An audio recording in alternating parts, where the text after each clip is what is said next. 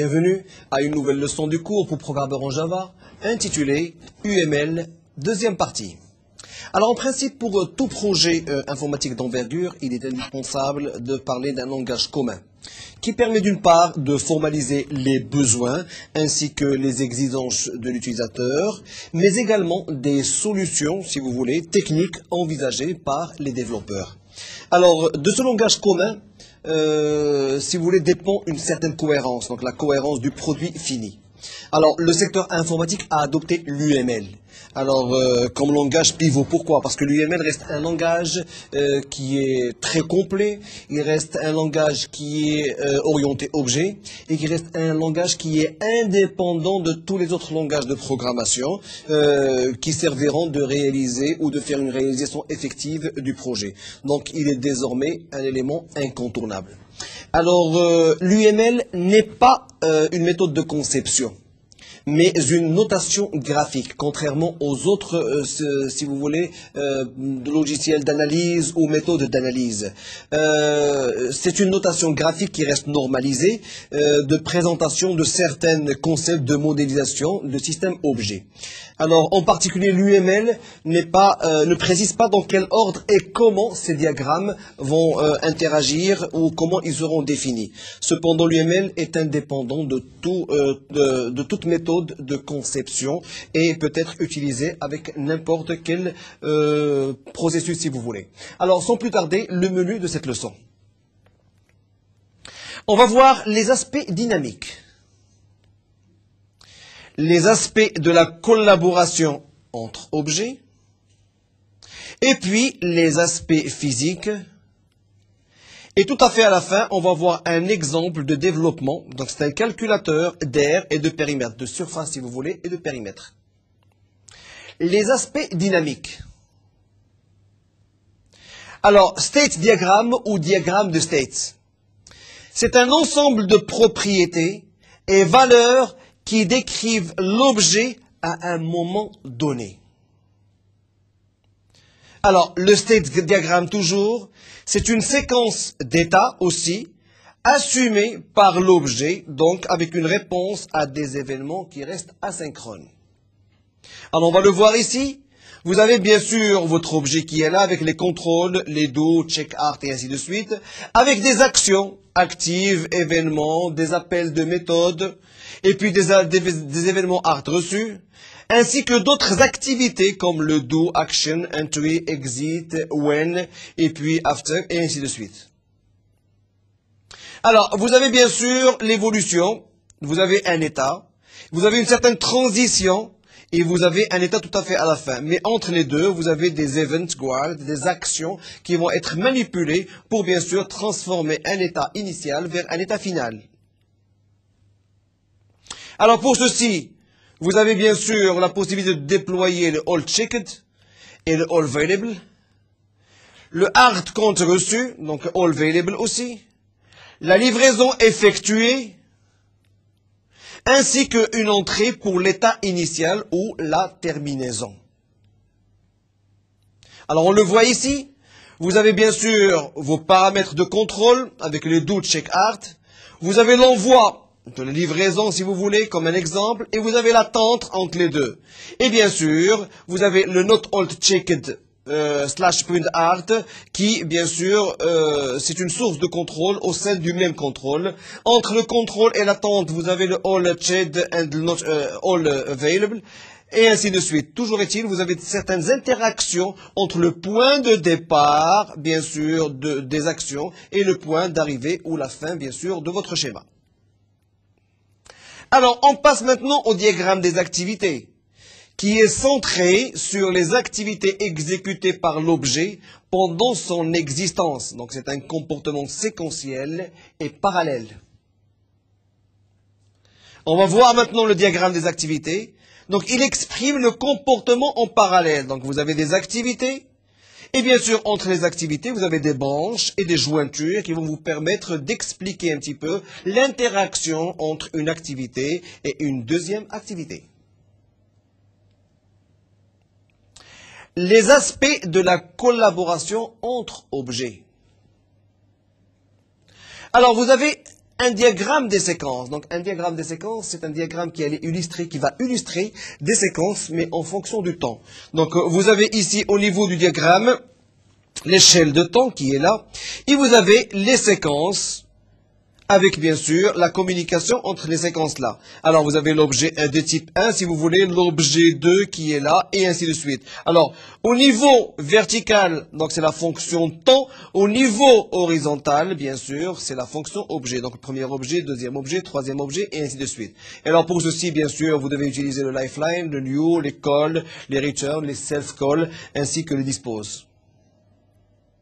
Alors on va le voir ici, vous avez ici dans le temps, le diagramme, vous avez plusieurs objets, donc vous avez l'objet calculateur si vous voulez, l'objet cercle, l'objet dialogue et ainsi de suite, et bien sûr la communication qu'il y a entre les objets new, show, c'est-à-dire visible et ainsi de suite. Donc toujours est-il, la représentation ici se fait d'une manière sous forme de séquence et dans le temps, c'est-à-dire que verticalement, c'est le temps. Horizontalement, ici, ce sont les objets que vous avez. Et entre les deux, il y a les, si vous voulez, les contacts ou les liaisons avec des explications. Alors, on le retrouve ici, par exemple. Regardez, vous avez ici, si vous voulez, la terminaison. Lorsque vous avez terminé, par exemple, avec un objet ou lorsqu'un objet a terminé son travail. Alors, vous les voyez ici, l'ensemble des objets que vous avez. Alors, dans le temps, ici, c'est en termes de temps qu'il faut travailler, et là, c'est en termes, bien sûr, d'objets que vous allez travailler. Alors, vous pouvez avoir, depuis le début jusqu'à la fin, tous les objets, ainsi que toutes les séquences et les interactions entre les objets.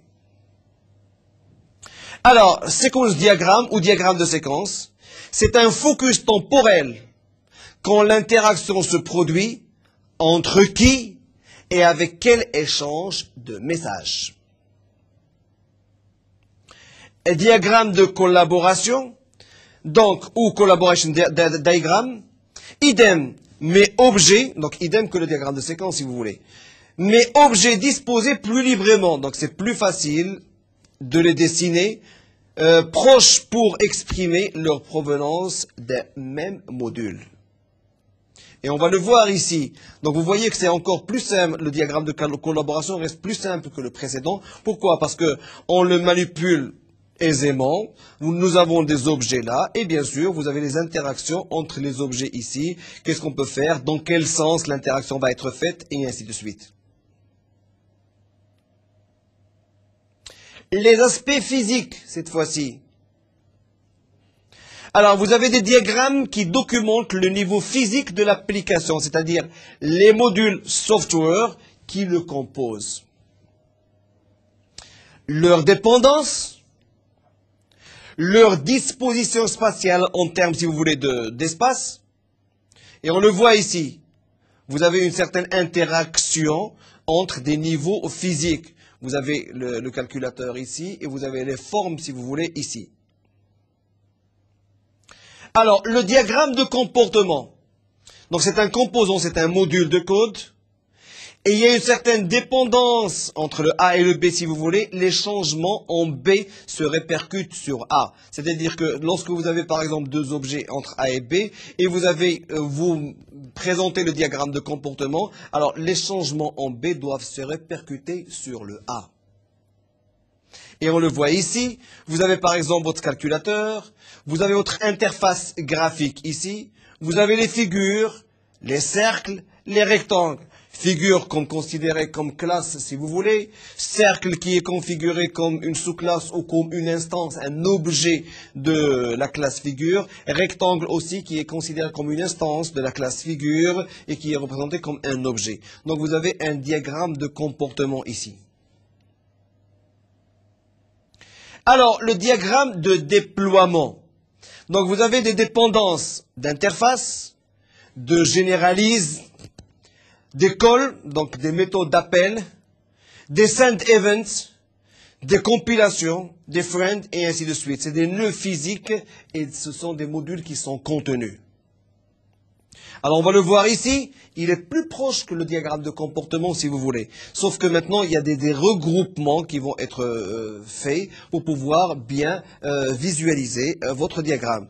par exemple le calculateur et puis tout ce qui est forme géométrique, vous les allez trouver à la maison. Tout ce qui est interface graphique à Mednetio, si vous voulez, et automatiquement une certaine interaction pour pouvoir savoir le déploiement, comment déployer tous ces éléments-là au niveau de votre analyse et votre programme à la fin. Alors maintenant, on va voir un exemple de développement, le calculateur d'aire et de périmètre. C'est-à-dire qu'on a besoin, on va faire un petit exercice pour pouvoir vous expliquer correctement comment calculer, si vous voulez, l'aire, la surface, sinon le périmètre d'un cercle ou d'un rectangle bien précis. Et on va voir, on va essayer d'analyser ensemble les étapes à suivre pour pouvoir arriver à l'étape finale, pour pouvoir bien sûr la céder au programmeur pour qu'il puisse programmer d'une manière orientée objet. Alors le projet, c'est un calculateur d'aire et périmètre de figures géométriques, des cercles et des rectangles. Donc automatiquement, il doit calculer, les formules sont simples, et on va voir maintenant comment on va faire tout ça. On s'attend à ce que l'utilisateur lance le programme et voit une fenêtre de dialogue principale avec touche, cercle, rectangle et fin. Vous voyez comment on commence à analyser. On commence d'abord à penser comment l'opérateur va lancer son programme et qu'est-ce qu'il doit avoir en face. Vous le voyez, donc on va voir, on lance un programme, on va voir une fenêtre de dialogue qui va nous permettre, qui va nous inviter à choisir soit un cercle, soit un rectangle, bien sûr avec des touches cercle, rectangle, sinon une troisième touche fin si on veut faire, si on veut terminer le programme. Si on appuie sur fin, donc il y a un arrêt carrément de votre programme. Alors maintenant, si on appuie sur cercle ou rectangle, on montre une boîte de dialogue avec un text box où insérer les données, rayon ou base, hauteur et bouton calculer aire et calculer périmètre. C'est-à-dire que si vous choisissez par exemple cercle, vous allez avoir une boîte de dialogue qui va vous inviter à insérer, si vous voulez, le rayon de votre cercle, le diamètre de votre cercle. En tous les cas, les paramètres qui vont permettre, bien sûr, au programme ou à la méthode de pouvoir calculer la surface, sinon le rectangle, sinon le périphérique de ce cercle-là. Alors, la boîte de dialogue va apparaître, elle va vous inviter à insérer des informations pour, bien sûr, faire le calcul, et après, vous devez cliquer pour avoir le résultat. Et c'est la même chose pour les rectangles aussi. Alors, en pressant sur calculer l'aire ou calculer périmètre si vous voulez, si les données sont correctes, un message de dialogue qui montre le résultat s'ouvre et une touche OK. Avec OK, on revient à la fenêtre principale. C'est-à-dire que vous allez avoir accès à une fenêtre. Alors, lorsque vous allez avoir accès à une fenêtre en cliquant sur le bouton, vous allez avoir une autre fenêtre de résultat avec un bouton OK. Alors là, on va le voir tout de suite et on va l'expliquer correctement. Alors, tout à fait au début, vous allez avoir une fenêtre qui va apparaître de cette manière-là. Alors, une fenêtre où il va y avoir peut-être 3 boutons. Donc, un premier bouton, où c'est inscrit cercle, sinon avec une certaine image. Un deuxième bouton, où c'est inscrit rectangle, où vous allez insérer rectangle. Et puis, un troisième bouton, stop ou fin, si vous voulez. Alors déjà, ça c'est la première interface qui va sortir lorsque vous allez lancer le programme. Alors maintenant, lorsque vous cliquez sur fin, automatiquement vous allez sortir du programme. Maintenant, si vous cliquez sur l'objet, sur le bouton cercle, automatiquement vous allez recevoir une autre fenêtre. Cette fenêtre-là va vous inviter par exemple à insérer le rayon ou le diamètre, en tous les cas un paramètre qui va vous permettre de calculer l'aire du cercle. Donc vous devez saisir avec un curseur ici, vous devez saisir, et puis avoir un bouton pour pouvoir calculer, là où il y a OK. Alors en cliquant sur le bouton OK, vous devez avoir une troisième fenêtre où va apparaître le résultat. Par exemple, si c'est une surface à calculer, donc peut-être 2,3 mètres carrés. Et avec un bouton aussi OK.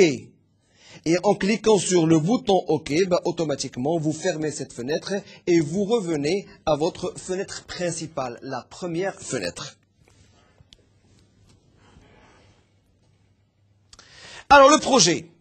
Calculateur d'aire et périmètre de figures géométriques, cercle et rectangle. Ça, c'est la définition en général. Alors, calcul d'aire, figure des préconditions. Est-ce qu'il y a des préconditions? Je ne pense pas qu'il y ait des préconditions parce qu'il nous faut juste avoir des informations concernant quelques paramètres pour pouvoir calculer la surface et le périmètre. Alors, il y a le lancement du programme. Il y a la fenêtre principale qui doit apparaître. Il y a l'utilisateur qui doit presser une touche, une des trois touches, cercle, rectangle, sinon fin. Alors maintenant, si c'est la touche cercle, nous allons bien sûr savoir que c'est le cas du cercle et on doit calculer l'aire du cercle. Si c'est rectangle, donc il y a un sous-cas qui est aire du rectangle ou surface du rectangle. Si c'est fin, donc ça veut dire que c'est l'arrêt de l'application. Alors maintenant, on va prendre le cas de l'aire du cercle. Donc on va avoir une fenêtre de dialogue avec un text box rayon et OK. Alors le text box va vous inviter à insérer le rayon du cercle pour pouvoir calculer la surface. Et puis OK pour avoir le résultat. Alors l'utilisateur insère le rayon et puis appuie sur OK. Alors maintenant, si la donnée est correcte, apparaît dialogue avec le résultat et touche OK. Si par exemple vous insérez vraiment un chiffre, vous avez un résultat. Maintenant, si vous vous trompez et vous insérez un caractère ou une chaîne de caractères, donc vous ne pouvez pas calculer une surface avec une chaîne de caractères. Donc vous devez avoir un message d'erreur. Alors, si la donnée est incorrecte, l'alternative, c'est une erreur. Vous devez avoir un message d'erreur. Alors, l'utilisateur appuie sur OK et on revient à la fenêtre principale. Donc toujours, dans les deux cas, si vous donnez une bonne valeur, automatiquement vous allez avoir le résultat et en cliquant sur OK, vous fermez le résultat et vous revenez à la fenêtre principale. Maintenant, si vous avez une erreur, vous avez commis une erreur, vous allez recevoir un message d'erreur. Et en cliquant sur OK, vous allez revenir à la fenêtre principale aussi. Alors, l'aire de rectangle, là aussi, donc on va travailler de la même manière, comme on l'a déjà fait au niveau du cercle et de calcul de la surface du cercle. On va voir maintenant toutes les procédures pour pouvoir calculer la surface d'un rectangle. Alors, il y a une boîte de dialogue qui va apparaître en vous invitant à faire entrer la longueur, si vous voulez, et la hauteur, et puis appuyer sur OK. Alors, l'utilisateur doit insérer la longueur et la hauteur, et puis aussi appuyer sur OK. Si la donnée est correcte, donc apparaît un dialogue avec résultat et une touche OK. Si la donnée est incorrecte, donc vous devez avoir un message d'erreur et puis OK qui va vous faire retourner à la fenêtre principale. Donc c'est le même processus que le calcul d'aire du cercle. Alors au niveau de l'alternative erreur, la fenêtre de données doit persister. Donc vous pouvez avoir une fenêtre de données qui persiste. C'est une alternative. Message console suffisant. Donc, il faut prendre ça en considération. Alors, le use case modeling, donc les scénarios que vous avez. Vous avez un utilisateur bien précis. Il doit choisir entre le calcul de surface et le calcul de périmètre. Alors, s'il choisit calcul de surface, il doit choisir est-ce que c'est la surface d'un rectangle ou bien la surface d'un cercle. Et là, on utilise bien sûr le include. Et puis, il va falloir avoir des données pour calculer les surfaces. Et au niveau des données, on peut avoir une alternative, c'est que les données sont incorrectes. Donc, on peut avoir des données correctes et des données incorrectes. Donc, l'utilisateur doit choisir entre deux possibilités, le calcul de la surface ou le calcul du périmètre. Si vous choisissez le calcul de la surface, vous avez la possibilité de choisir entre deux éléments, la surface du rectangle et la surface du cercle. Et pour calculer ces surfaces, on a besoin de données. Et ces données peuvent être des données correctes, comme peuvent être des données qui sont erronées. Alors, toujours au niveau du use case modeling cette fois-ci, alors, vous avez votre utilisateur, d'accord? Vous avez le calcul d'aire, vous avez choisi le calcul d'aire, l'aire du rectangle et l'aire du cercle. Vous avez un check Pourquoi? Parce que vous avez des données. Alors là, ou bien vous avez encore une fois des données qui sont correctes, ou vous avez des données qui sont erronées, ben à ce moment-là, vous allez sortir avec un message d'erreur. Donc il y a une variation au comportement normal dans la forme la plus stricte. Et puis à la fin de traitement, donc il y a deux cas, deux use cases. Alors, premier cas, c'est le calcul d'air. Le deuxième cas, c'est le calcul de périmètre. Alors, le calcul d'air, c'est ce qu'on va voir maintenant. Et le calcul du périmètre, vous pouvez l'avoir au niveau des exercices et la transition que vous pouvez faire. Alors maintenant, les objets et les classes. Vous voyez que tout à fait en bas, vous avez l'objet cercle qui reste une instance, bien sûr, d'une classe bien précise. Vous avez l'objet rectangle aussi. Alors l'objet cercle, vous avez comme paramètre, si vous voulez, ou comme variable, le rayon. Rectangle, vous avez comme variable la base et la hauteur, ou la longueur et la hauteur. Et bien sûr, vous avez un système avec lequel vous devez dialoguer, donc le programme, qui va vous permettre d'ouvrir une fenêtre principale. Alors cette fenêtre principale va vous envoyer vers un choix bien précis, ou bien une fenêtre de dialogue pour les cercles, ou bien une fenêtre de dialogue pour les rectangles. Sinon, après, vous allez recevoir une fenêtre de dialogue pour le résultat. Si le résultat est bon, vous allez avoir un résultat, un chiffre. Si le résultat n'est pas bon, sur la même fenêtre, vous allez recevoir un message d'erreur. Et vous avez bien sûr les boutons. Donc le bouton qui reste une classe que vous devez utiliser là où vous voulez. Alors le diagramme des objets. Alors, en termes d'objets, vous avez le calculateur, vous avez la fenêtre principale, et vous avez par exemple le cercle qui reste des objets. Alors maintenant, pour la fenêtre principale, elle a besoin d'attributs pour les cercles. Et bien sûr, pour pouvoir un calculateur, là aussi le calculateur, il a besoin d'attributs pour le cercle. Et après, donc la fenêtre principale va donner toutes les informations au calculateur pour nous donner et pour nous calculer le résultat.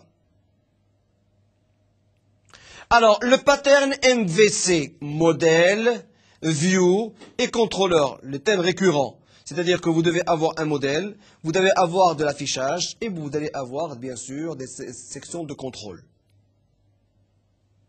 Alors, on va le voir ici. Vous avez votre fenêtre, la frame. La fenêtre principale qui est là. Alors, la fenêtre principale, bien sûr, vous avez des fenêtres de dialogue pour le cercle, des fenêtres de dialogue pour les rectangles, et vous avez des fenêtres de dialogue pour le résultat. Et vous avez des boutons. Donc, au niveau de la fenêtre principale, on doit indiquer tous ces éléments-là avec les boutons. Vous avez un calculateur avec une figure, une classe figure, si vous voulez, où la classe figure est composée de deux instances, deux objets, l'objet cercle et l'objet rectangle. Alors maintenant, lorsqu'il s'agit de figure, là, donc l'objet, si vous voulez, ou la classe que vous voulez, la classe principale, c'est la figure. Alors on passe maintenant à un objet plus concret. Donc vous avez votre figure géométrique, avec une abstraction et avec un calcul de surface. Et là, vous devez choisir entre le cercle qui a un rayon et un calcul d'air, et le rectangle qui a une base, une hauteur, avec un calcul d'air. Alors vous voyez maintenant les instances ou les objets que vous avez, avec certaines données, avec certains paramètres, et avec certaines méthodes pour pouvoir calculer les surfaces. Là aussi, au niveau de la classe principale, ou si vous voulez de la superclasse, vous avez aussi bien sûr la figure géométrique, et vous avez l'abstraction, et puis les méthodes de calcul d'air. Alors, on va revenir toujours à notre schéma, mais cette fois-ci, c'est au niveau de la fenêtre principale. C'est-à-dire qu'après tous ces éléments-là, il faut avoir recours à la fenêtre principale pour pouvoir travailler, parce que c'est à partir de la fenêtre principale que vont être dispatchés tous les éléments. C'est-à-dire que, ou bien vous allez être basculé vers une fenêtre de calcul de cercle, avec tous les éléments de cercle, avec les text box qui vont vous inviter à saisir le rayon. Sinon, vous allez être basculé vers une fenêtre qui va vous inviter à donner la base, si vous voulez, et la hauteur du rectangle. Sinon, après, vous pouvez avoir une fenêtre de résultats. Si les résultats sont bons, donc avoir le calcul d'air. Si les résultats ou les données sont de mauvaises données, automatiquement, vous allez recevoir un message d'erreur. Voilà, donc c'est ça, le passage entre la fenêtre principale et puis la fenêtre, les fenêtres secondaires, si vous voulez. Alors, le calculateur maintenant. Vous avez bien sûr une attente. Pourquoi une attente? Parce que le calculateur doit attendre des informations pour pouvoir calculer. Quelles sont ces informations-là? Les informations que, s'il s'agit du calcul de la surface d'un cercle, il attend de vous le rayon.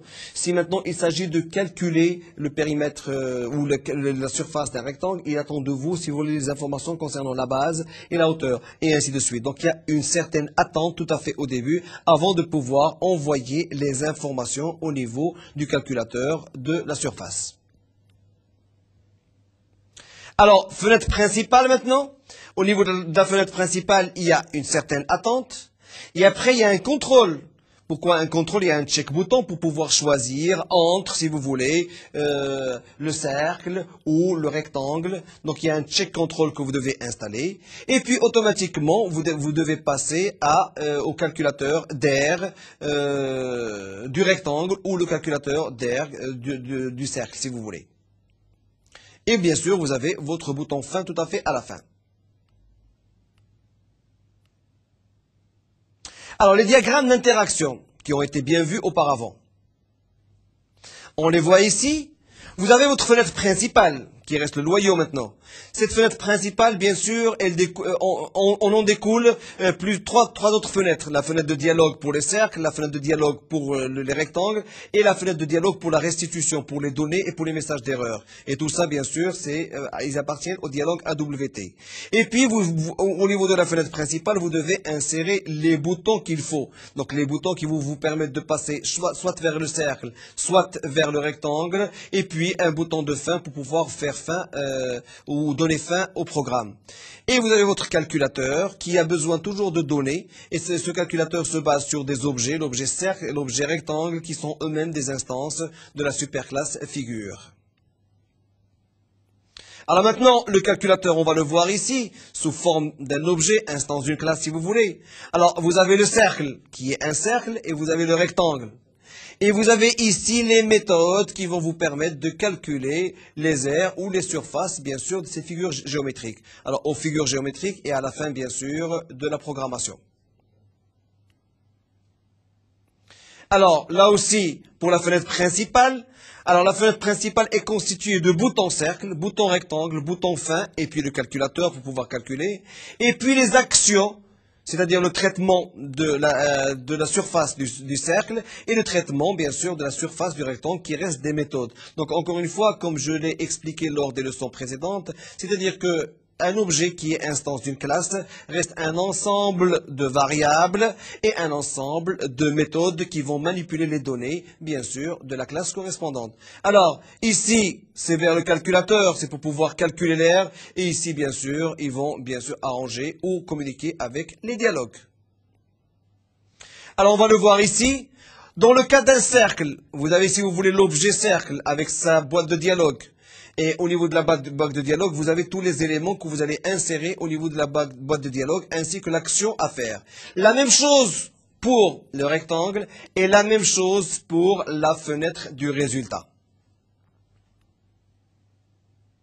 Alors maintenant, pour pouvoir vérifier tout ça, vous avez des exercices à faire au niveau du chapitre 2, donc figure géométrique vers 1 FG et figure géométrique vers 2 FG pour le système d'ensemble. Alors maintenant, si vous avez besoin d'informations complémentaires, vous pouvez toujours vous connecter au site de Netuno en cliquant sur le lien Medmetio.